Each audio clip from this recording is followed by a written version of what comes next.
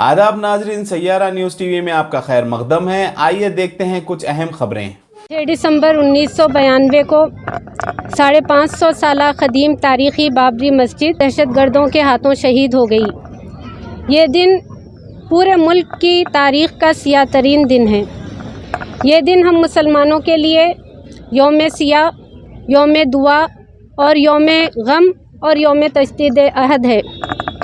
आज बाबरी मस्जिद की शहादत को 30 बरस हो रहे हैं।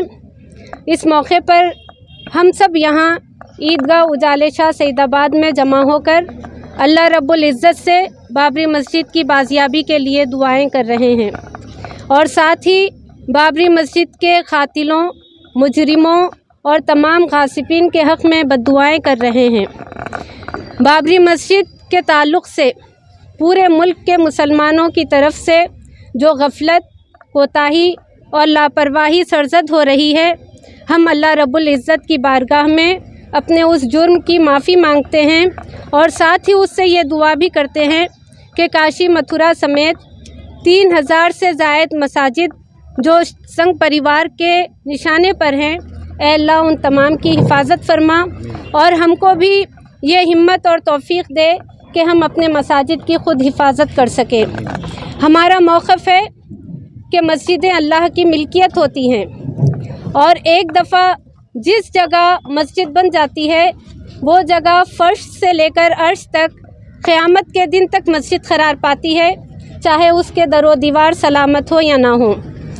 शरीयत के इस कानून की रूह से हमारा मानना है कि बाबरी मस्जिद मस्जिद थी, मस्जिद है और ता क़यामत मस्जिद रहेगी और किसी को भी यह हक़ हासिल नहीं है कि हम बाबरी मस्जिद के 1 इंच ज़मीन से भी दस्तबरदार होने को तैयार हो जाएं।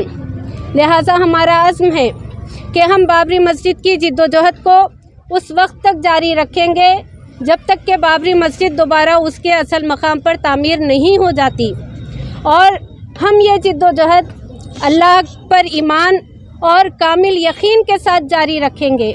आज हमें मालूम है कि हम कमज़ोर हैं, बेबस हैं, हालात हमारे मुआफ़िक़ नहीं हैं, मुखालिफ हैं और हमें यह भी पता है कि बाबरी मस्जिद बज़ौर ताकत हमसे छीनी गई थी और आज उस पर एक मंदिर तामीर हो रहा है। लेकिन हमें यकीन है अल्लाह पर कि एक दिन ज़रूर आएगा जब हमारे हालात भी पलटेंगे और हम जब भी हमको क़ुव्वत और ताकत अल्लाह ताला देगा, हम 6 दिसंबर की तारीख़।